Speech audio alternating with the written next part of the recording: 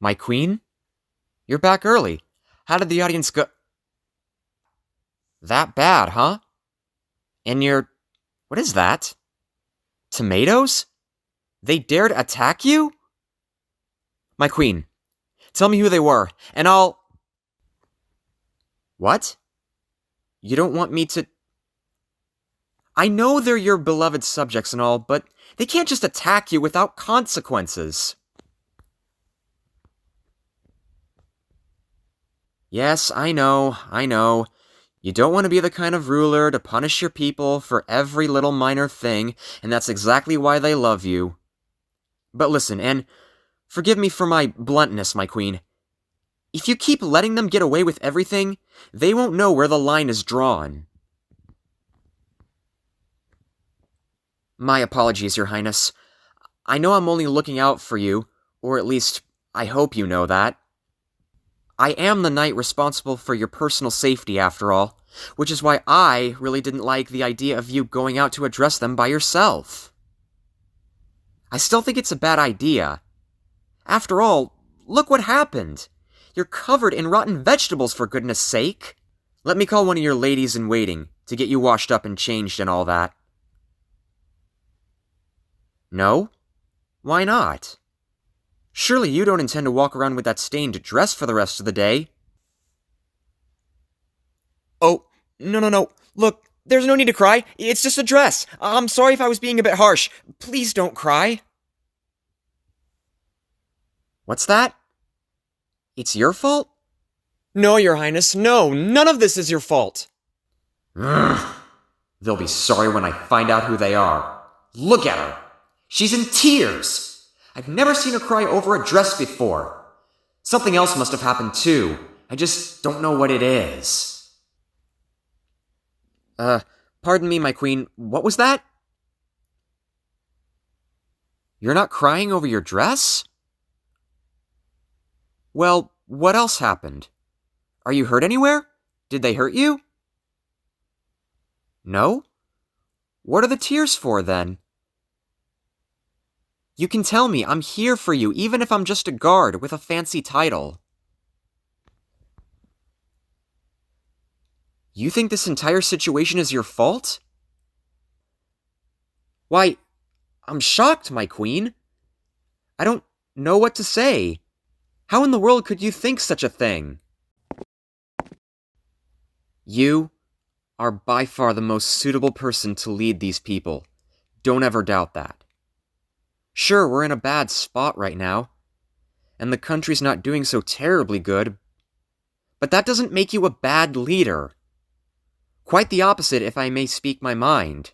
You've kept the country afloat up until now, and anyone who doesn't realize the tremendous work you've put in, I mean all those sleepless nights you've spent searching for answers, is a fool.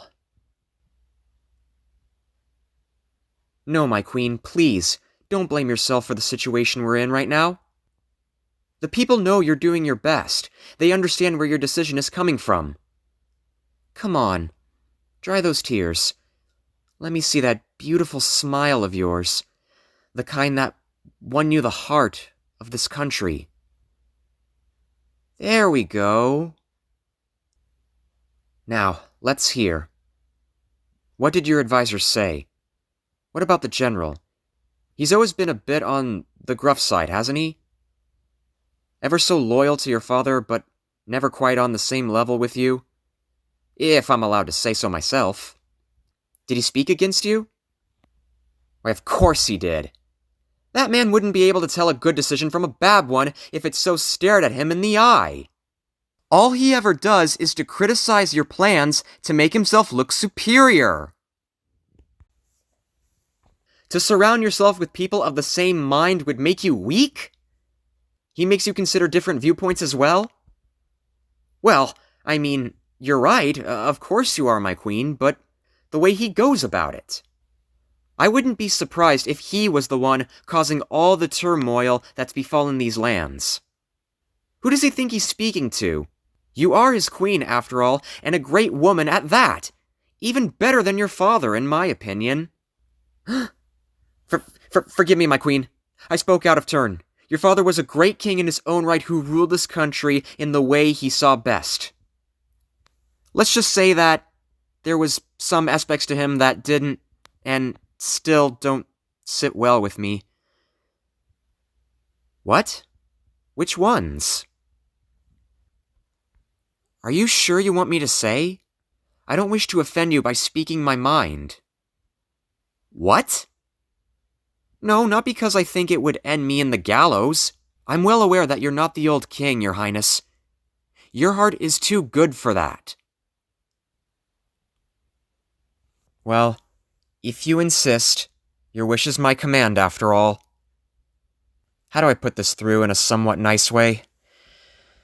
Your father, he had a habit of, how do I put it, disposing whoever didn't agree with him, and he was always busy with his work that he barely even spared a glance at the rest of his family.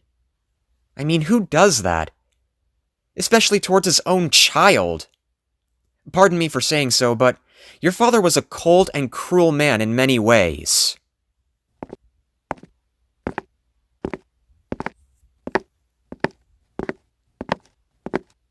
The sun has gone down, huh? And the stars are out. Look at them shine. Are you sure you want to keep the balcony doors open? Oh. You'll close them yourself if it gets too cold. Alright. I suppose that's up to you. Might I ask at least that you don't let them stay open for too long? It's not exactly summer anymore, and the temperature isn't as forgiving as it was. I don't want you to become ill and have to remain bedridden. Although you could certainly do with some more rest after all these sleepless nights you've pulled. Am I lecturing you? No, my queen. Or at least I don't mean to. Your health and well-being is my top priority, that's all. It pained me to see you suffer in any way. You don't need to thank me, my queen. I'm sure any other guard here in the castle would say the same. Oh, but I'm keeping you awake when you're already exhausted. That yawn right there was the biggest I've ever seen. And I'm kind of counting on you being too tired to be offended by that.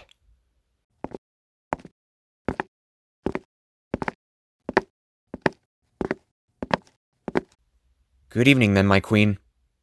I'll be right outside the door here if you need anything. All night long as always. If the general comes by, or anyone else for that matter, I'll tell them you've already retired for the night and can't be bothered until tomorrow. I wish you a good rest, Your Majesty. Good night.